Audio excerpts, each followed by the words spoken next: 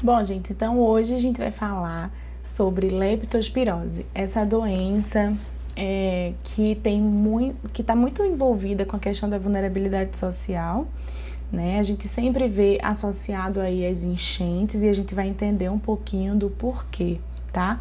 A leptospirose, ela também é chamada como doença de Weyl, né? Porque foi a pessoa que descreveu também com mais detalhes essa doença, né? Síndrome de Weyl, febre dos pântanos, febre dos arrozais, febre outonal, doença dos porqueiros e tifo canino, tá? Então esses são os nomes aí da tão famosa leptospirose. E o que é leptospirose, né? Ela é uma doença endêmica, tá? Infecciosa, febril, de início abrupto, né? Ela pode se manifestar de forma assintomática ou sintomática até chegar ao óbito, né? Então, a leptospirose pode realmente matar se não for identificada logo, não for realizada a quimioprofilaxia, tá? Ou o tratamento precoce. A zoonose é uma zoonose de grande importância social e econômica, isso porque ela está relacionada a esses locais onde tem uma frequência de enchente maior e as pessoas precisam se locomover para trabalhar, para fazer N atividades e tem que passar por aquela água porque é a única solução, tá? Então, existe a penetração do agente etiológico pela solução de continuidade, que pode ser uma unha que a gente acabou de fazer, tirou cutícula, um arranhado, também pode ser por mucosa íntegra, pode ser por alimentação, alimentos contaminados, tá? O que não dá para ser pela urina do homem, né? Não dá para ser pela urina do homem com a presença das leptospiras, porque elas precisam ali de um pH entre 7,2 e 7,4 para ela conseguir sobreviver, tá? E o pH da urina do homem é ácido, né? Então, o homem termina sendo o hospedeiro terminal dessa patologia, certo? Ela é uma doença de alta letalidade, então pode chegar a 40% nos casos mais graves, tá? E é relacionada a essas precárias condições de infraestrutura sanitária e alta infestação de roedores, né? Então, a gente tem acúmulo de lixo, a gente tem as enchentes, a gente tem o esgoto misturado com essa água. Então, quando tem a urina do rato infectado, ele libera essas leptospiras e elas penetram por meio de solução de continuidade, tá? Essas inundações, elas propiciam a disseminação e a persistência do agente causal no ambiente, facilitando a ocorrência de surtos, tá? Aqui eu coloquei um mapinha de um estudo de 2020, onde ele faz uma série temporal aí de 2007 até 2017, né? Então, temos aqui a distribuição geográfica de 10 anos de pesquisa, tá, sobre leptospirose. A gente vê aí que houve um discreto aumento, mas normalmente ela se mantém. Mas em anos onde a chuva foi mais intensa, a gente tem um pouco mais em relação aos anos anteriores, tá? Aqui é uma média a comparação da sobreposição dos mapas, certo? Então, aqui, ó, dos 5.570 municípios avaliados, 2.600 tiveram casos confirmados de leptospirose, então é bastante, tá? O agente etiológico, né, é uma bactéria licoidal, que a gente chama de espiroqueta, tá? Ela tem essa anatomia e essa morfologia, né? É uma bactéria licoidal aeróbica obrigatória do gênero Leptospira, do qual se conhecem atualmente 14 espécies patogênicas, sendo a mais importante a Leptospiras interrogans, tá? A imunidade do indivíduo que contrai essa doença, ela é sorovar dependente, então sorovar é o sorotipo, né, que a gente contrai. Então, se eu vou contrair um tipo de leptospirose, eu garanto a imunidade para aquele, sendo que a gente tem mais de 14 espécies patogênicas, então a gente pode ter 14 tipos de leptospirose diferentes, tá? Como eu falei para vocês, a unidade taxonômica básica é o sorovar, né, que é o sorotipo. e mais de 200 sorovários já foram identificados e cada um tem seu hospedeiro preferencial, ainda que uma espécie animal possa albergar um ou mais sorovários, tá? E qualquer sorovar pode determinar as diversas formas de apresentação clínica do homem. Quando a gente vai falar de reservatórios, né, a gente fala que os seres humanos são os hospedeiros acidentais e terminagem dessa cadeia de transmissão, que é o que eu falei para vocês, né? A gente não vai ter infecção de homem para homem, mas a gente tem a contração dessa doença, né? A gente vai contrair essa doença do rato ou algum outro tipo de animal, mas o rato de rua, né, aquele rato doméstico ali, ele é mais comum, né, de causar essa doença, certo? O principal reservatório é constituído por esses roedores sinantrópicos, e roedores sinantrópicos são aqueles animais que se adaptam a viver junto ao homem, né, mesmo que o homem não queira viver com eles. Então, quando a gente fala de cachorro e gato, eles são animais domésticos, tá? Mas quando a gente fala de animais sinantrópicos, a gente está falando de um convívio de animal-homem que não é necessariamente quisto pelo homem. Então, quando a gente tem um cachorro, um gato, a gente quis ter aquele animalzinho ali. O rato não, tá? Então, ele é da espécie Ratos norvogicus, que é a ratazana ou rato de esgoto, o rato-ratos, que é o de telhado ou rato preto, ou os nomes são ótimos, né? Mus músculos, que é o camundongo, ou aquela catitazinha pequenininha, tá? Ao se infectarem, eles não desenvolvem a doença, mas tornam-se portadores, albergando essas leptospiras nos rins, eliminando ela viva no meio ambiente e contaminando dessa forma a água, o solo e os alimentos, tá? Então, como eu falei para vocês, ela pode entrar por algum líquido de continuidade que a gente esteja ali comunicando o meio externo com o meio interno, pela mucosa, inclusive a íntegra, mas também da orofaringe, tá? Outros reservatórios de importância são os caninos, os suínos, os bovinos, equinos, ovinos e caprinos, certo? Sendo que o rato é o principal deles. O modo de transmissão, né? A infecção humana resulta da exposição direta ou indireta à urina dos animais infectados, e aí onde tem a maior chance da gente conseguir contrair isso são nesses momentos de enchente, né? De cheias, como o pessoal costuma chamar.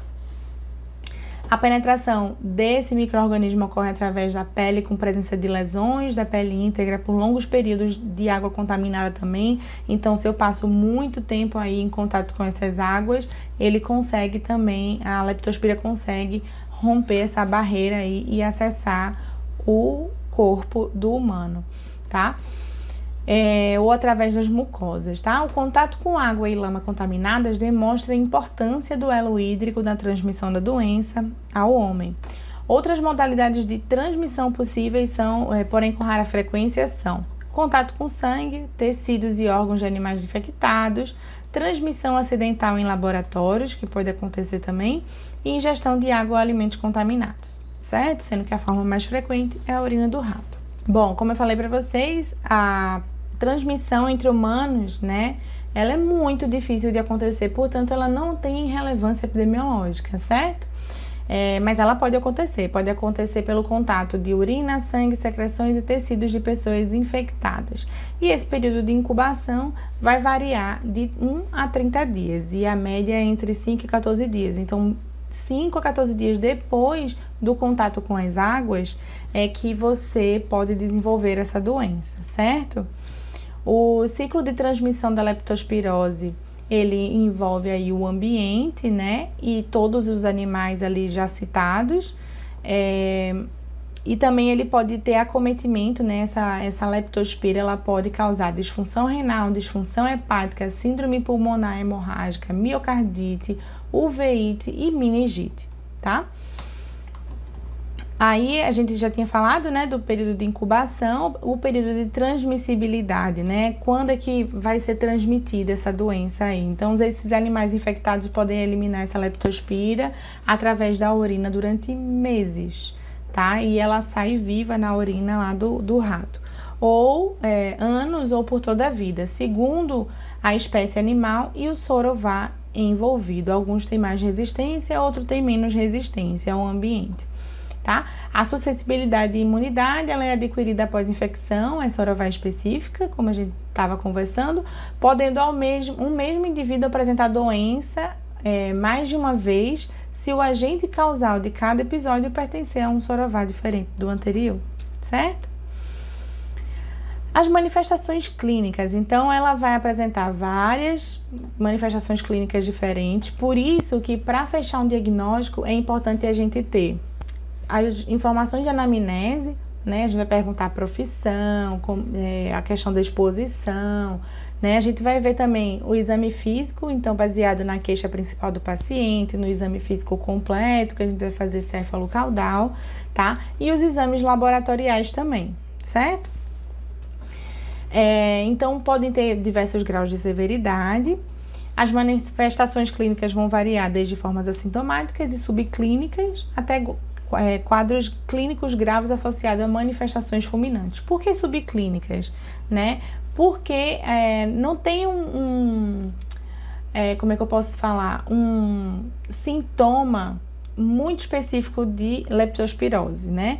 Ele é uma associação de sintomas que a gente vai começar a desconfiar pelo período, né? Se está chuvoso ou não, né? De repente a profissão da pessoa, então o pessoal que trabalha consertando o esgoto, né? Trabalha com tratamento de água, ou então que tem uma exposição maior em relação ao bairro que enche bastante para poder ir trabalhar, então a gente vai avaliando aí essas situações, certo?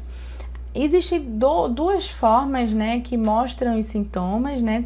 Na verdade, tem a terceira, que é assintomática, né? A segunda seria a fase precoce e a terceira, a fase tardia. Então, quando a gente fala de fase precoce, a gente está falando da instalação abrupta de febre, comumente acompanhada de cefaleia e mialgia. Então, isso aqui é um quadro muito clássico, tá?